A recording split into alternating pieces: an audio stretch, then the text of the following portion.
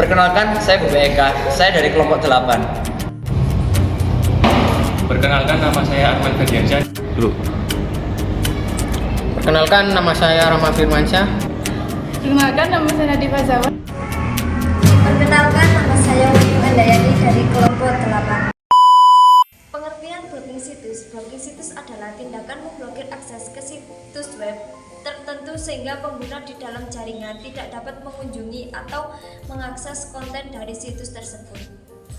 Ini sering dilakukan untuk mengendalikan atau membatasi akses ke konten yang dianggap tidak sesuai, berbahaya, atau tidak diinginkan oleh administrator jaringan, penyedia layanan internet ISP, atau pemerintah. Blokir situs dapat diterapkan untuk berbagai alasan seperti keamanan, etika, kepatuhan hukum, atau untuk meningkatkan produktivitas.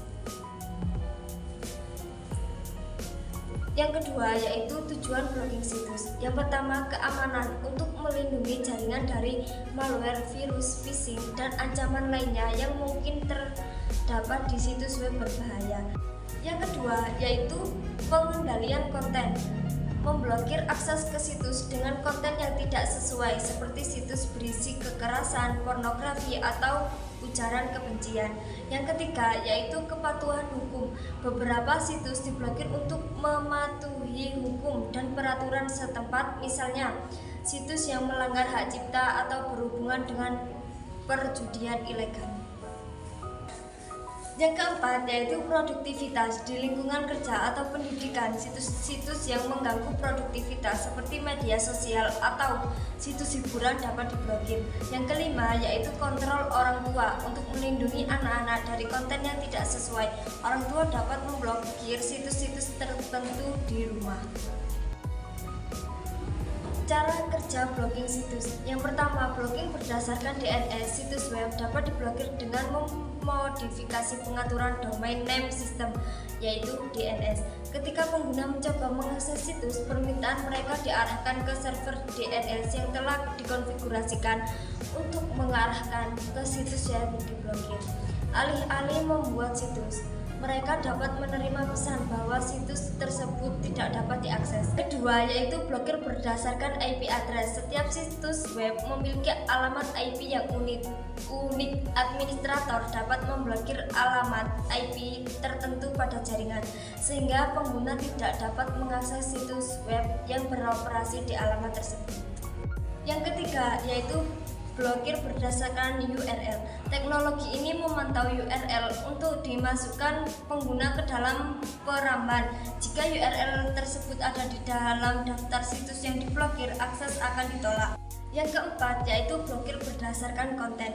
Filter konten menggunakan teknologi yang dapat membaca dan memeriksa konten dari situs web untuk menemukan kata kunci tertentu yang mungkin menunjukkan bahwa situs tersebut tidak sesuai. Jika situs terdeteksi berisi kata kunci tersebut, akses akan diblokir. Yang kelima, berdasarkan kategori. Administrator jaringan dapat menggunakan perangkat lunak yang mengelompokkan situs web ke dalam kategori, misalnya perjudian, pornografi, jejaring sosial. Jika kategori tertentu dianggap tidak diinginkan, seluruh situs dalam kategori tersebut dapat diblokir. Yang keenam yaitu blokir berdasarkan port. Situs-situs tertentu mengandalkan port komunikasi khusus, misalnya port 80 atau port 443 untuk HTTP atau HTTPS. Administrator dapat memblokir port ini untuk memblokir akses ke situs web. Yang ketujuh yaitu penggunaan firewall. Firewall dapat dikonfigurasikan untuk memblokir akses ke situs-situs tertentu berdasarkan aturan yang diterapkan oleh administrator jaringan. Firewall bekerja pada tingkat jaringan dan dapat menghalangi lalu lintas menuju situs yang dianggap berbahaya atau tidak sesuai. Yang terakhir yaitu VPN dan proxy blokir. Banyak pengguna menggunakan VPN atau proxy untuk mengakses situs yang diblokir. Namun, administrator juga dapat memblokir layanan VPN atau proxy ini sehingga tidak bisa digunakan untuk melewati blokir situs. Di sini saya akan menerangkan mengenai materi konfigurasi blocking situs. Langkah yang pertama, pastikan koneksi Anda di MikroTik sudah berjalan. seperti konfigurasi internet gateway LAN pada Mikrotik sebelumnya. Lalu cek website yang akan kita blokir. Di sini, kelompok saya akan blokir situs YouTube dan bisa kita lihat masing-masing belum terblokir. Yang kedua, alamat yang saya gunakan pada komputer klien ini sesuai dengan IP dari router Mikrotik.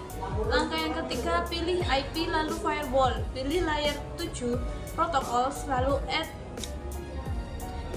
Yang keempat, di tahap ini kita akan mendaftarkan situs YouTube di layer 7 protocols agar diblokir pada jalur Ether 2 Mikrotik. Pilih add, lalu name YouTube dan isikan regex.p youtube.com, lalu apply dan OK. Lalu gunakan firewall filter rules. Pilih IP lalu firewall, lalu pilih filter rules, lalu pilih add. Yang keenam, pilih general chain forward, lalu isikan address 192.168.20.14/24. Langkah yang ketujuh, lalu pilih pada menu layar 7 protocols YouTube. Ini akan muncul otomatis dikarenakan Anda sudah mendaftarkan pada layar 7 protocols tadi. Yang ke-8, lalu pada action pilih drop, lalu apply dan OK.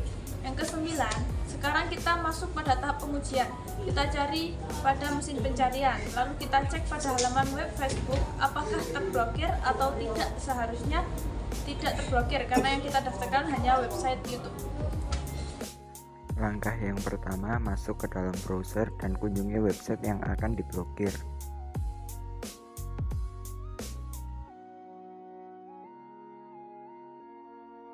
Kemudian, masuk ke dalam aplikasi Winbox.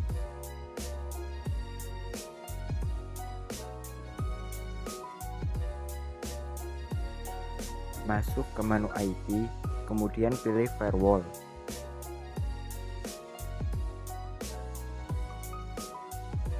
Masuk ke menu layer 7 protokol, klik add, untuk name isi dengan YouTube dan regex.p isi youtube.com. Untuk langkah terakhir, apply lalu OK. Pilih filter rules, kemudian klik add, pilih tab general, chain forward, src address, buka command prompt, kemudian ketik IP config dan pilih IP pada laptop.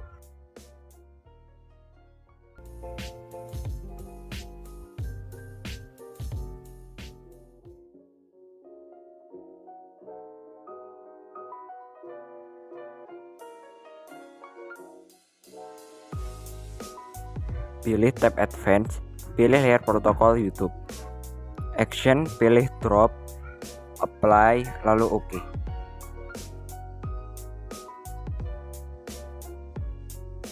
Masuk ke dalam website YouTube yang telah kita blokir dan masuk ke dalam website lain seperti Wikipedia dan TikTok sebagai perbandingan.